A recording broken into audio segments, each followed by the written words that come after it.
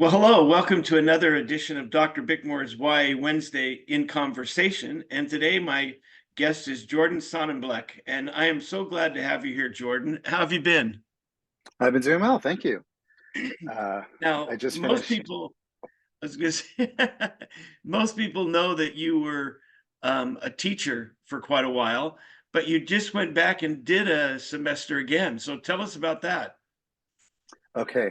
Um, yeah, so I was a teacher in Texas and in New Jersey for 14 years in like my original incarnation as a teacher.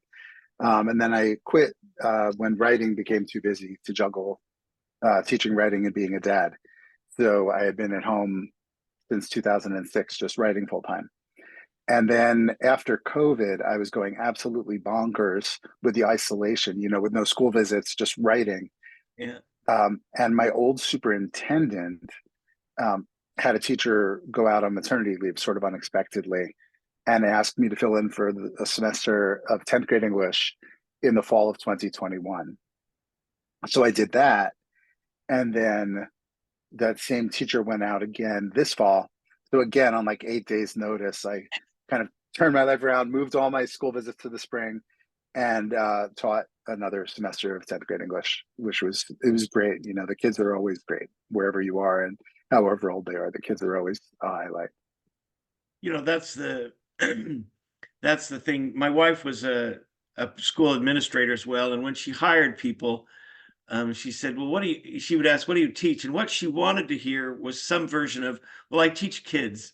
I'm Yeah. trained to be English, but I teach kids." And I think teachers who can stay the long haul are people who realize they're teaching students, and you engage with them where they are, who they are, how they are, right? And Yeah. then you usually find your way pretty well. So when you were teaching that big chunk of years, was it mainly high school or did you teach middle grades as well? Okay. So my first 3 years of teaching in Houston ISD, I taught fifth grade. So right out of college, I taught fifth grade for 3 years. And then I moved up north. I'm from up here in the Northeast. And when my wife and I moved up here to like get married and want to be near our families, um, I the only job I could find in New Jersey was middle school, and I was kind of terrified. Like, I know how to teach elementary school. What am I going to do in middle school?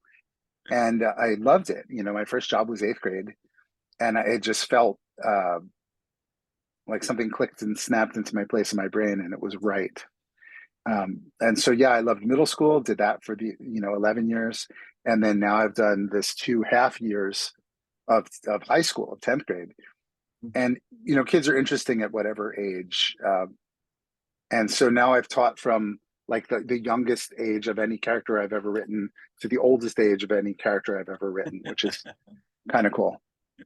That's interesting. My sweet spot in the 25 years I was in the classroom was 10th graders. I really liked 10th graders, but I taught a lot of AP English as well. And I used to tell people I love seniors until about January. Yeah, and, and then they're not really tolerable human beings anymore. right. Because they're They done. would they want to be done. And if you're teaching AP and they have a test, waiting there, they're reasonable. But regular seniors become really quite entertaining Yeah, the I last would few imagine. months of their school year. So that's good. Well, I have since I first encountered Drums, Girls, and Dangerous Pie, I've been a fan of yours for a long time, and I wish I could say I've read everything. And then I was looking a couple of days preparing for this, and I thought, oh, how have I missed a couple of these? And then I've listened to a couple again. I just re-listened on audiobook. And you do the reading. Do you do it on all your audiobooks? No, the only two I've ever done were my two most recent middle grade books, The Boy Who Felt Show and Tell and the Boy Who Felt Dodgeball, because they were memoirs. Ah, Scholastic asked me to so it would be my voice, telling my yeah. story, which was really fun. I felt very cool being in the recording studio and everything. Um, but yeah, it was only because they were memoirs. Well, but your reading of The Boy Who Fell Show and Tell is priceless. I Well, think thank you. you're reading, and and people become aware that it's a memoir, right? That you're doing it right away. It's not a secret. And I kept imagining this is somebody who remembers his childhood really well, you know. Yeah, I did have to do some homework. I had to look up like when some crises in the larger world happened that play Right. a part in the book. I had to look to see when this kid Kenneth's apartment building burned down. I had to check out some things, but most of it, you know, the interpersonal parts I really remembered. Uh, as an aside, the thing that killed me in that book was doing the mean teacher's voice, Mrs. Fisher. Oh. Um, every time she said Jordan, after reading that chapter, I had to go out and make a cup of tea in the like the waiting room of the recording studio and take a break and recover my throat. So like halfway through the book, when I switched classes and I'm done with that teacher, it was great because my throat was so shredded. I was so happy to be done with that part. I thought you were telling me after you remembered how she called your name, you had to go get therapy again or something, Uh, right? probably should have, probably.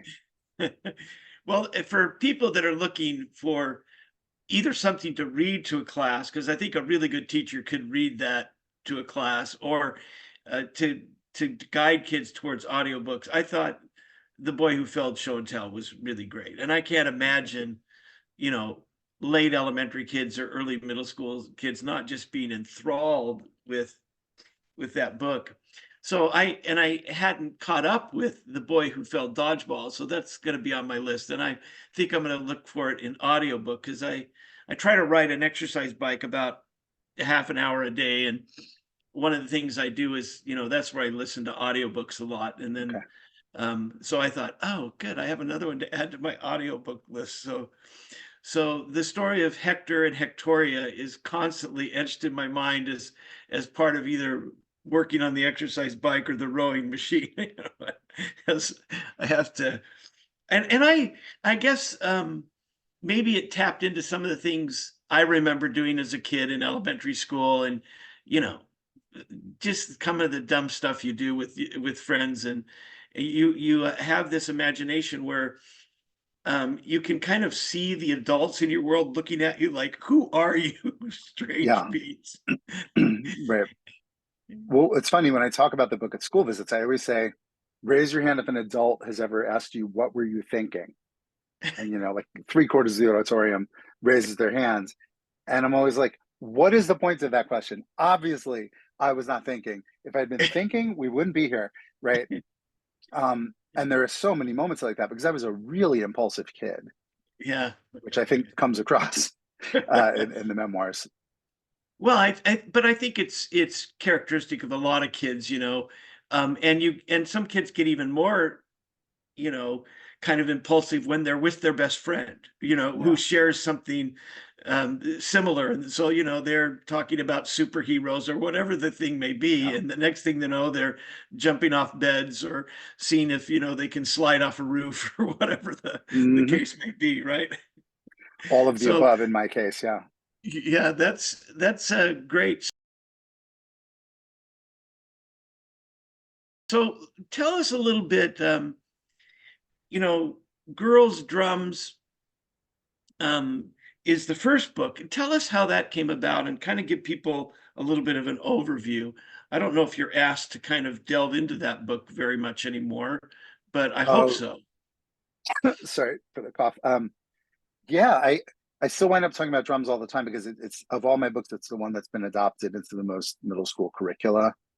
So a lot of times it's like an all school read or a full grade read. So when I do school visits, a lot of times, and plus writing it is kind of my origin story, right? So um, in writing that book, I kind of found my place in the planet, you know, what my mission was. So I wound up talking about it a lot. I wrote Drums, Girls, and Dangerous Pie because I was an eighth grade English teacher in New Jersey.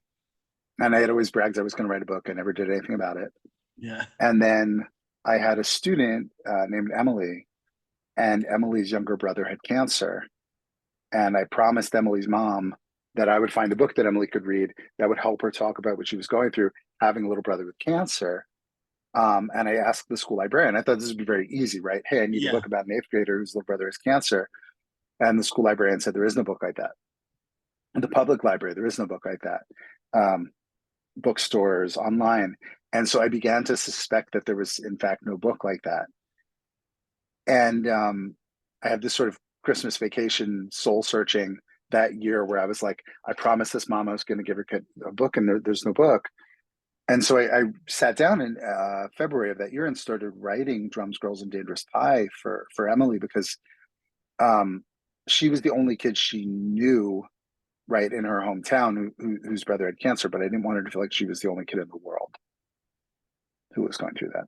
Yeah, I can remember reading that one, and when I first picked it up, because I came to start reading, I did high school for 25 years and then university. And once I jumped to university, I kind of thoroughly embraced the teaching of young adult literature. So I've been reading more young adult literature than I can count since Right. 2002 or three. Um, and I can remember reading that book, not knowing what it's about, and thinking, oh, there aren't enough of these, right? Because this predates Fault in Our Stars Right. and other books that people um, think about. And I thought, what a really great book, that deals with also other things I like, music and other things, that also is dealing with this trauma in kind of a really sensitive way. And I think it should stay on people's list. I'm glad that it's to hear that it's been picked up by others. So how hard of a sell was it to get it published? Remarkably not. It I'm not one of those people who has a million rejection letters. And I I don't know. You have to be talented, right? To Yeah, succeed as an author, you have to be talented. You have to write a good book, but there's so much luck after that, right? So your talent and your writing and the product is like the piece you can control. And then it's like you make a really good kite, you put a key on it, you wait for a wind, and then you hope to get struck by lightning. Um, and I got struck by lightning really quickly. I was inordinately lucky, and I will always feel very grateful um, to the people at Scholastic who kind of picked my book up, like, essentially the slush pile. It had been published by a small press, um, and then the small press immediately went out of business, because I was rushing to get the book into print, right? Because yeah, there was a time urgency because Emily's brother was sick. So I was juggling an offer from a big publisher with money attached versus this small press that couldn't afford to pay me in advance. And I was like, well, the only people I ever imagined reading that book were Emily and her mom anyway. yeah, Um, so I sold the book to the small press because their turnaround time was going to be like a year, and the big press, it was going to be 2 years to get onto the list. And I didn't know how long Emily had. And as it turned out, the small press got the book out, and it was getting good reviews. It was um, all things looked rosy, and then the small press went out of business. Um, and so, on like a wing and a prayer, I sent it to Scholastic. So, okay, Scholastic Scope emailed me and said, we'd like to do a piece on your book and your teaching and your writing style. And I was like, I had no idea how the rules of publishing worked, right? I said, well, my publisher just went out of business. Why don't you just publish me instead? And I had no idea. Like, Scholastic Scope is like a completely different part of the yeah. organization. I was breaking like 15 rules, and then but I sent it, to the editors that she told me to send it to. And so basically, my former editor, Jennifer Reese, kind of picked it out of the slush pile. And then I was on vacation. I mean, she knew it was coming. It wasn't quite the Yeah. slush pile, but and then I was in Disney World with my family, and I was running to catch a bus in the rain in like the wilderness campground to catch up with my family. And I'm running, and it's raining, and my cell phones, were very unwaterproof in Right. 2004 when this is going on. And I'm trying to cover up my phone and run and catch this bus. And it was Liz Zablo, who at that time was the editorial director at Scholastic Press, and she said, "We love your book. We'd love to meet you and your agent in our office on Tuesday." And I was like, "Perfect, great. I'll see you on Tuesday with my agent in your office in New York, and I'm in Florida." Um, and I got off the phone and I was like, "Well, I don't have an agent." Um, so I borrowed a friend's agent, and that just so many things had to go right. So again, so much luck. Yeah. That's a great story because, I've been around long enough that, I don't want to write a book. Even people say, "Well, you should write a book." And I say, "Well, not yet. I want to read and write about books, but I have talked to so many people that, rejection after rejection, and sometimes very good books, right, that will get a press, and then the second one can't get traction. So Yeah. you're very fortunate. But I also, from reading your books and a little bit about you and having listened to you speak at a couple of different occasions, you also have a level of confidence that helps you do that, right? You're not afraid to hear the word no, and so you probably charge in where others sometimes fear to go, right? Yeah, confidence. It's a very fine line, right? Confidence, stupidity. It's very, very subtle. But yeah, because basically I felt like I was always from day one playing with house money because, I didn't want to leave my teaching job really Yeah, yeah. initially. So I thought, whatever happens, happens. I'm putting it out there. I'm only writing it for this one kid. I did not think that drums had anything in it that would make it readable to the general public. I really thought it was almost like a prescription, like, oh, if your little sibling has cancer, take one of these. I'm Well, but fantastically glad that I was wrong, but well, see, as a reader and a critic, I think you're one of the writers for young adults and maybe even for middle grade specifically who has a really strong voice.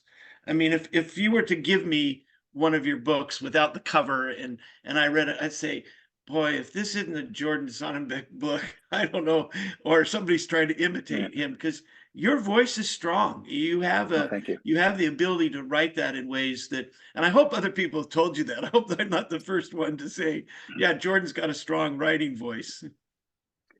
Uh, yeah, I certainly I'm aware that's kind of my area of strength. But I think what I did, like the sort of the magic trick or whatever to that is that I really idolized Kurt Vonnegut, and I really idolized Frank McCourt.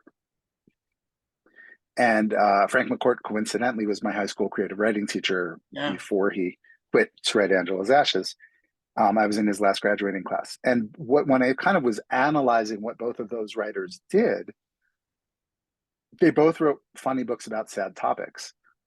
And so that was what I was shooting for. I think that's where the voice comes from, is I was like, I don't really see people particularly doing this in YA or middle grade, writing funny books about just crushingly sad topics like, Yeah. having a little brother with cancer. Um, there were usually there was sort of like the maudlin side of the aisle, and then the funny side of the aisle, and there was a big Grand Canyon in the middle.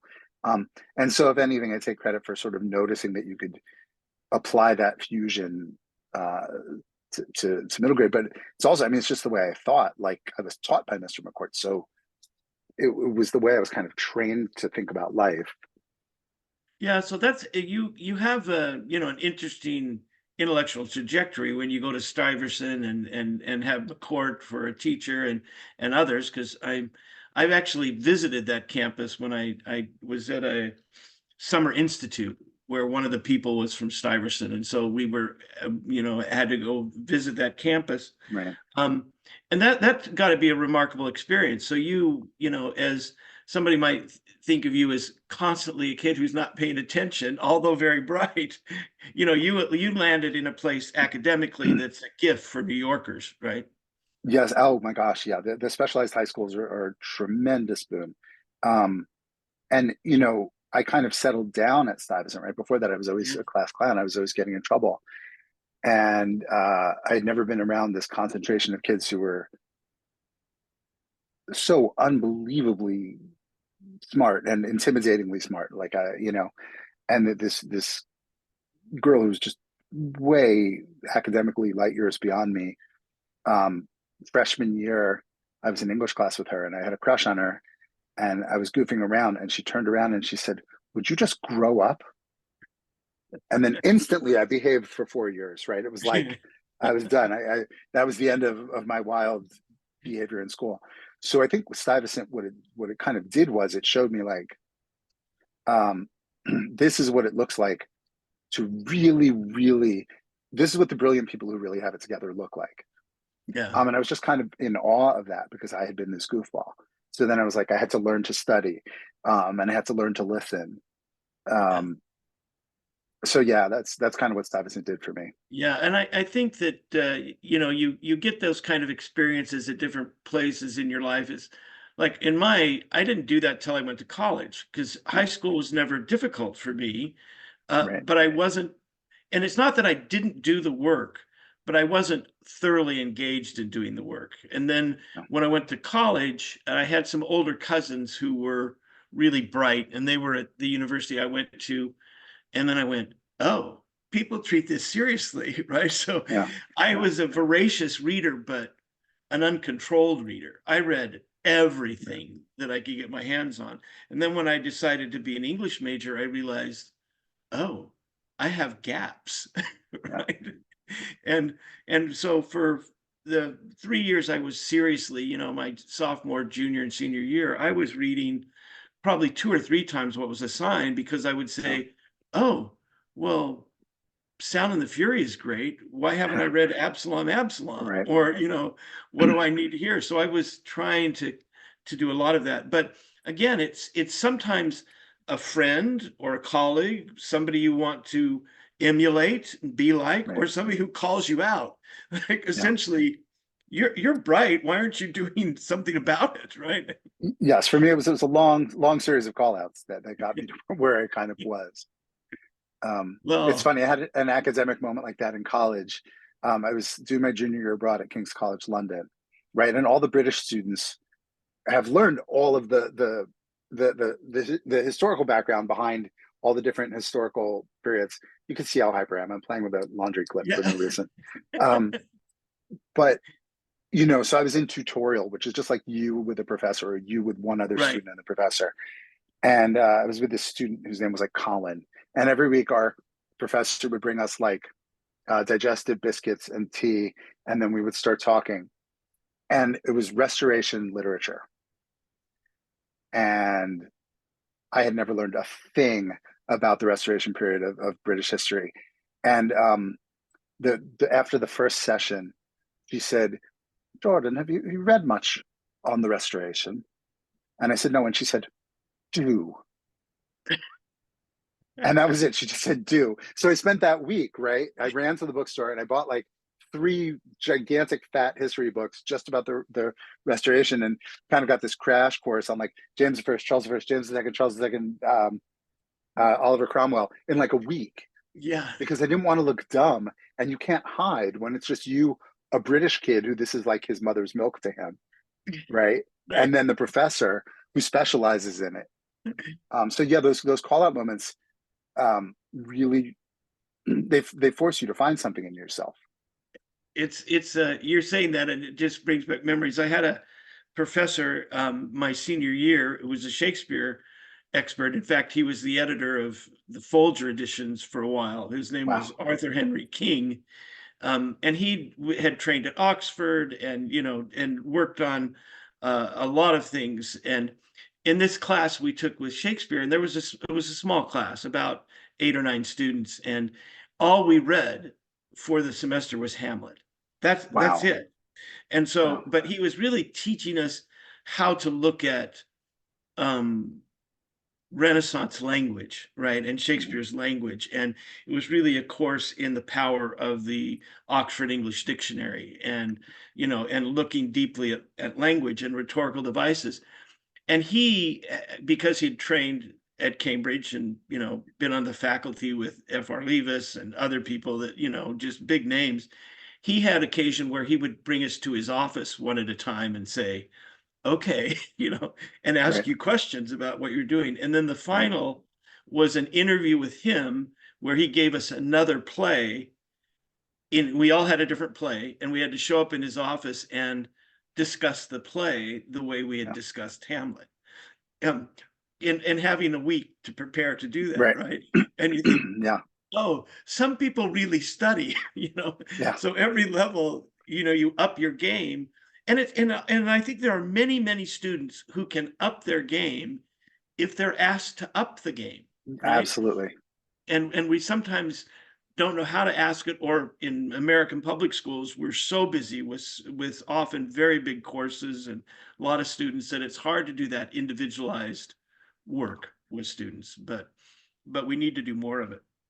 Well, I love we could reminisce about our personal lives as well, which is, I hope, probably the most interesting thing for all of our listeners, right? But one of the things that I want to ask you about is when you go to school visits, what's your approach? Do you get small classes? Do you get auditoriums? Do you get a mixture of both? And do It- you treat them both the same? okay, so typically um, I do 3 presentations. I would say I do 3 presentations plus lunch with a small group plus book signing. But the 3 presentations is whatever the school wants. So often it will be like 2 assemblies, grade level assemblies, and 1 writing workshop, when the writing workshop can Uh, have up to like 50 kids. And so the writing workshop is really, really hands-on. And it's very, very much about structure and voice, um, and mentor text. So they're imitating a page of my writing and seeing how other yeah. kids wrote about their own lives, basically um, mirroring the devices they used in the first page of a book called Zen and the Art of Faking It. And in the big groups, depending on what books of mine they read, I talk about not the books themselves, but why I wrote them and what I learned about Uh, being a happy grown up by writing them. So it's very interactive, and typically I ask the kids lots of questions like, raise your hand if this ever happened to you, raise your hand if that ever happened to you, um, because you want to make a big auditorium feel small. yeah. You want to make them feel like they're a part of something, and that you're not just like either phoning it in, or that you couldn't have just been on a screen. Oh, that's really good advice, I think, for people that are for they're doing that.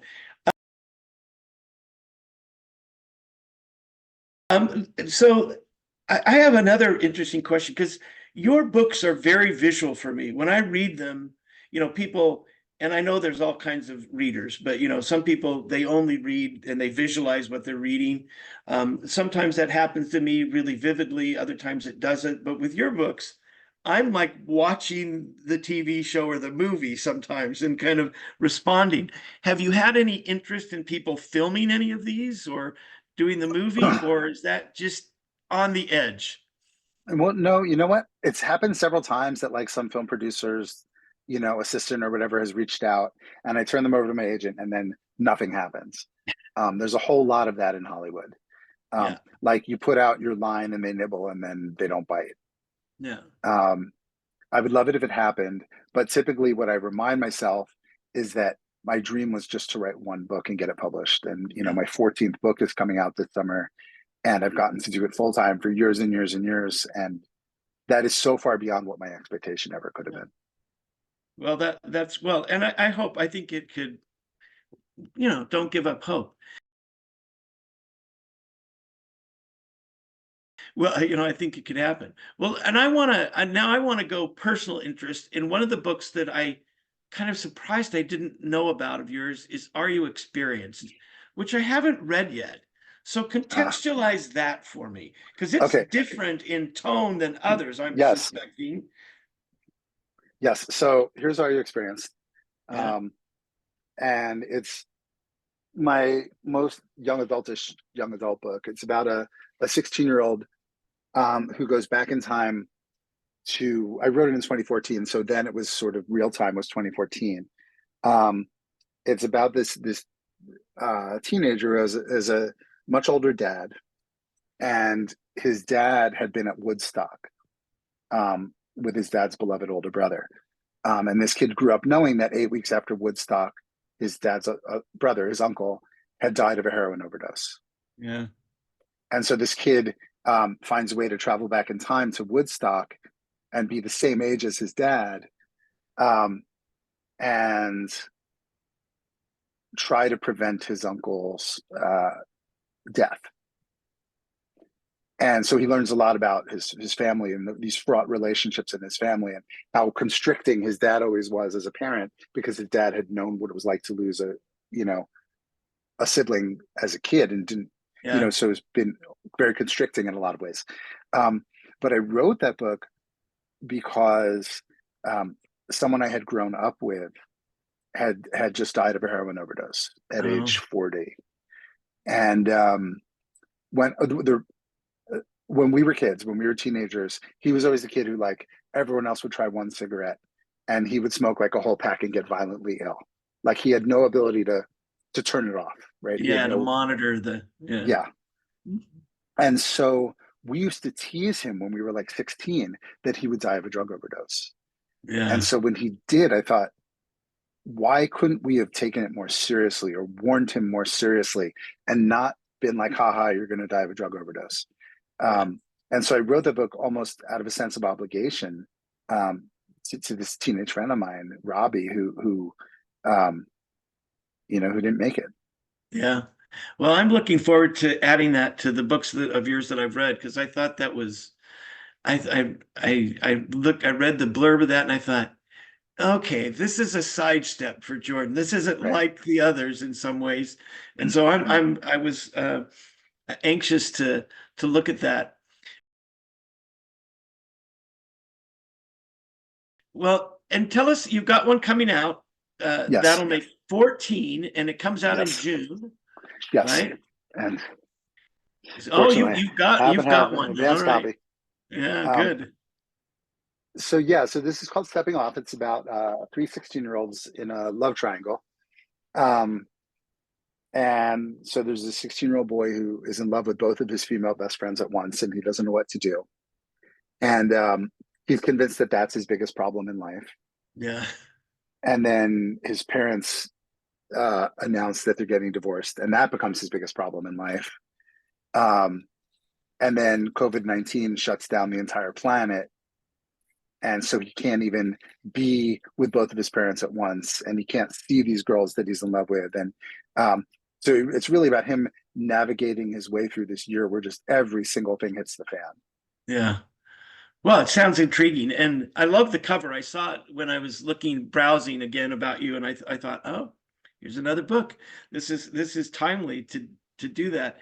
Um, and did you write that, kind of get the idea during COVID, or is that kind of a Post COVID COVID, it was right launch? after. It was when I was teaching in the fall of 2021. So I was Yeah. teaching 10th graders, and I was watching all these 10th graders in their daily lives, which is, I thought, what would they want to read about? And it's always, a love triangle. But I was sort of, this book is sort of like condensing, 6 years of history with me and my two female best friends from when I was a teenager, Yeah. and fictionalizing it into just one thing. But so on the cover, they're jumping uh, off. So what happens is, when I was a kid at sleepaway camp, there was a bridge in the Poconos in the Uh, mountains in Pennsylvania where um, every summer someone would cut a hole in the fence on the side of the bridge, and it was like 45 feet to the water. yeah. And people would jump off the bridge into the lake. And so it's about these, at the beginning, the first scene of the book is these three kids holding hands, and they jump off holding hands to celebrate their 16th birthdays. Yes.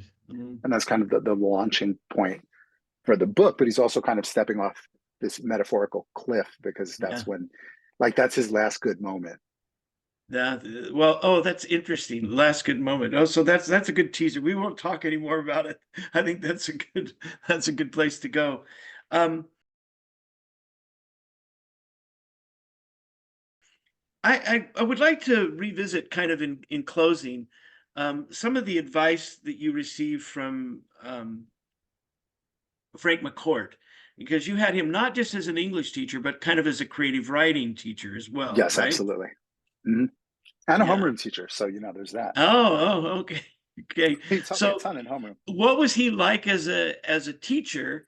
Um, and what kind of nuggets of advice did you walk away with, and kind of, because you didn't immediately become a writer, so there's this No, haunting behind you, or this, yeah, kind of advice sitting there, because not everybody gets their papers read by Frank McCourt as they're coming along, right? yeah. Oh my gosh, no. The degree to which I had luck along the way is ridiculous. The sort of accidental, uh, chaotic happenstance and privilege that happened to me is fantastic. Um, but so Mr. McCourt was, it was like having Yoda for your creative writing teacher, because nothing he said was ever direct. So, and my goal in life at that point was only to be funny. Now I write these things that are serious and funny in the Yeah. fusion, but at that time I only ever wanted to be funny.